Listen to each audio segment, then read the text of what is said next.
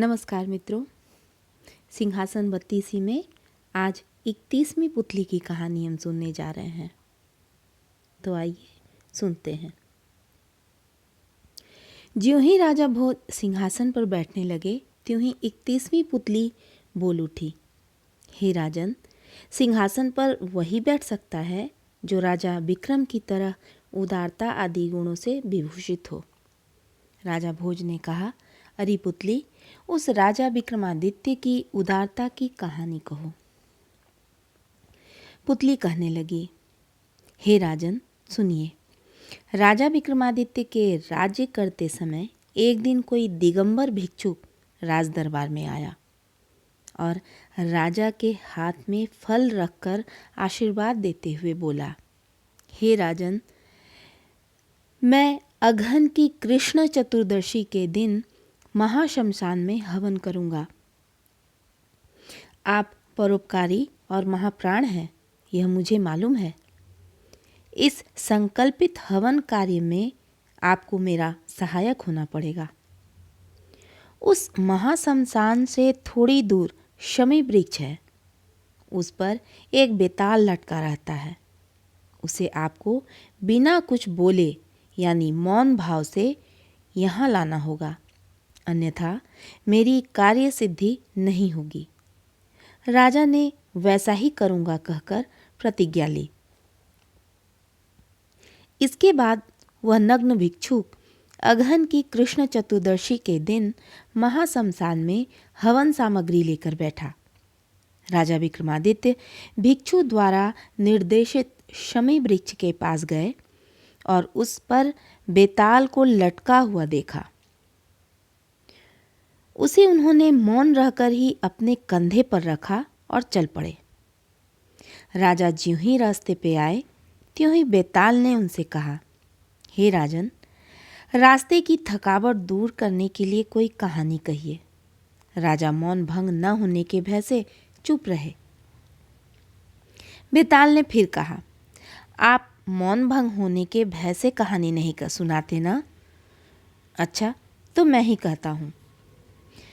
कहानी के अंत में मौन टूटने के डर से यदि नहीं बोलिएगा तो आपके सिर के हजारों टुकड़े हो जाएंगे। यह कहकर उसने कहानी शुरू की। हे राजन, सुनिए। हिमालय की दक्षिण श्रेणी में विंध्यवती नाम की नगरी है। वहाँ सुविचारक नाम का राजा रहता था। उसके पुत्र का नाम मयसेन था। एक दिन वह शिकार के लिए जंगल गया। वहाँ एक हिरन देखकर उसका पीछा करता हुआ वह घोर जंगल में प्रवेश कर गया। उसके बाद किसी नगर का रास्ता पकड़कर अकेले ही जब वह लौट रहा था तब बीच रास्ते में एक नदी दिखाई पड़ी। उस नदी के तट पर एक ब्राह्मण अनुष्ठान कर रहा था। राजकुमार मयसेन उसके समीप आकर बोला, हे ब्राह्मण, जब तक मैं पानी पीता हूँ तब तक आप मेरे घोड़े को पकड़े। ब्राह्मण ने भड़कते हुए कहा, क्या मैं तुम्हारा नौकर हूँ कि घोड़ा पकड़ूं? इस बात से क्रुद्ध होकर राजकुमार ने ब्राह्मण पर चाबुक चला दी। ब्राह्मण रोता हुआ राजा के पास आया और उसे राजकुमार के अत्याचार की बात निवेदित की। ब्राह्मण की बात सुनकर राजा सुविचारक की आंखें क्रोध से लाल हो गईं और उसी क्षण राजा ने अपने बेटे को देश से निकाला देने का आदेश दिया। उसी समय उस राजा के मंत्री ने कहा, यह राजकुमार राज्य भोग के योग्य है, इसलिए इसे देश निकालने का दंड मत दीजिए। यह कार्य उचित नहीं होगा। राजा ने कहा, हे मंत्री, यह उचित ही है, क्योंकि राजकुमार ने चाबुक से ब्राह्मण को मारा है, इसलिए यह दंड उपयुक्त है। इसके हाथ भी कटवा लेने चाहिए। बुद्धिमान व्यक्ति को ब्राह्मण द्वेष नहीं करना चाहिए। राजा ने पुराणों का उदाहरण देते हुए कहा, हे मंत्री, क्या आपने पुराण नहीं सुने? बहुत पहले की बात है। ब्राह्मण यानी भार्गव और आत्रेय आदि के अभिशाप से शिव का लिंगपात हो गया था। राजा मृग को गिरगिट की योनि में जन्म लेना पड़ा था। इसी प्रकार दुर्वासा मुनि के शाप से इंद्र को दरिद्रता भोगनी पड़ी थी और राजा नहुष को सप्तऋषि के शाप के कारण सांप बनना पड़ा था। इसलिए स्वयं संपन्न होकर पूज्य व्यक्तियों का तिरस्कार नहीं करना चाहिए। कहा भी है, अत्यंत ऊंचे स्थान पर पहुंचकर मान्य व्यक्तियों का अपमान न करें। सप्तऋषि में प्रमुख अगस्त्य का अपमान करने के कारण राजा नहुष सर्प योनि में पड़ गए।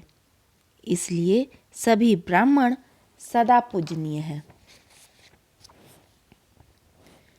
राजा सुविचारक ने आगे फिर कहा, जिस ब्राह्मण ने अग्नि को सर्वभक्षी रूप दिया, समुद्र को अपेय बना दिया और चंद्रमा को क्षय रोग से ग्रस्त कर दिया, उस ब्राह्मण को कुपित करके कौन अपने को नष्ट करना चाहेगा।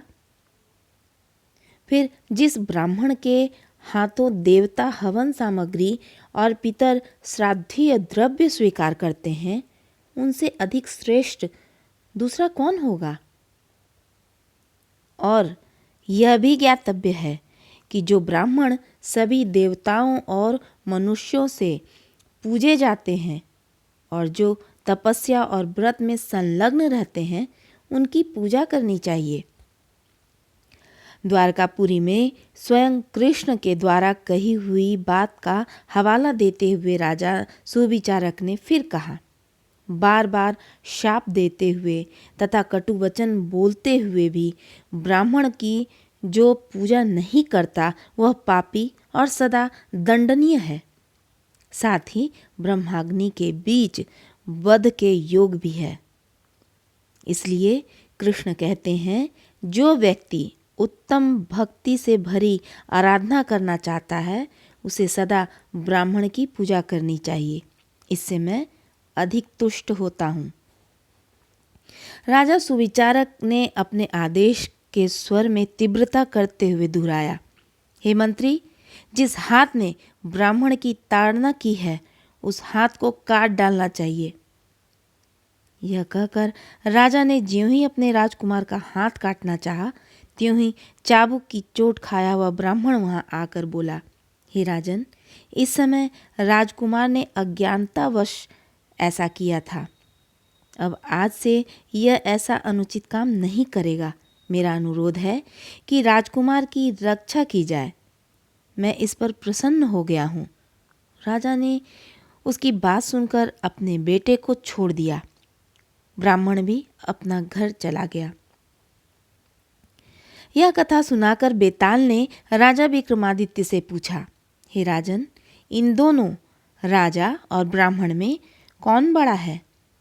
राजा विक्रमादित्य ने कहा, राजा ही अधिक गुणवान है। राजा के मौन भंग करते ही बेताल फिर शमी वृक्ष पर जा लटका। राजा विक्रमादित्य पुनः शमी वृक्ष के पास गए और बेताल को कंधे पर लाद कर जब आने लगे, तब उसने फिर कहानी सुनाना शुरू किया। इस प्रकार बेताल ने 25 कहानियां कहीं और राजा ने सभी कहानियों के अंत में पूछे गए प्रश्नों के ठीक ठीक उत्तर दिए।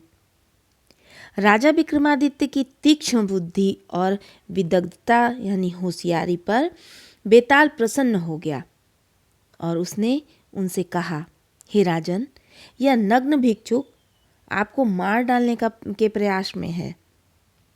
क्यों? राजा चौंके। बेताल ने अपनी बात पूरी करते हुए कहा, जब आप मुझे महाशमशान भूमि में ले जाकर रखेंगे, तब वह नग्न भिक्षुक आपसे कहेगा कि आप थक गए हैं, इसलिए इस समय अग्नि कुंड की प्रदक्षिणा कीजिए और दंडवत प्रणाम करके अपने स्थान को जाइए। उस भिक्षुक की बात सुनकर जब आप दंडवत प्रणाम करने को झुकेंगे, तब वह तलवार से आपकी हत्या कर आपके मांस से हवन करेगा। ऐसा कहकर ये भिक्षु अणिमा, महिमा आदि 8 सिद्धियों को अपने वश में कर लेगा। राजा विक्रमादित्य बोले, तो अभी मैं क्या करूं? बेताल ने बताया, आप ऐसा कीजिए कि जब नग्न भिक्षु आपसे कहेगा कि दंडवत प्रणाम करके अपने स्थान को जाइए, तब आप कहिएगा कि मैं तो चक्रवर्ती सम्राट हूँ। सभी राजा महाराजा मुझे ही प्रणाम करते हैं। मैंने कभी किसी को प्रणाम नहीं किया, इसलिए मैं प्रणाम करना जानता ही नहीं। पहले तुम प्रणाम करके दिखलाओ, उसे देखकर ही मैं प्रणाम करूँगा। इसके बाद वह भिक्षु प्रणाम करने को जैसे ही झुकेगा, तभी आप उसका सिर काट लीजिएगा। इससे आपको 8 सिद्धियां प्राप्त हो जाएंगी। बेताल के ऐसा कहने पर राजा विक्रमादित्य ने वैसा ही किया। उन्हें 8 सिद्धियां प्राप्त हो गईं। उसके बाद बेताल ने कहा, हे राजन, मैं आप पर प्रसन्न हूँ, वर मांगिए। राजा ने कहा, यदि तुम मुझ पे प्रसन्न हो तो ऐसा करो कि जब मैं तुम्हारा स्मरण करूं, तब तुम मेरे समीप उपस्थित हो जाओगे। तथास्तु कहकर राजा की बात मानने की प्रतिज्ञा करके बेताल अपने स्थान को चला गया। राजा भी अपनी नगरी लौट आए। यह कथा सुनाकर पुतली बोली, हे राजा भोज, यदि आप में भी इस प्रकार के औदार्य, साहस आदि गुण हैं तो इसे सिंहासन पर बैठिए। राजा भोज मौन रह गए।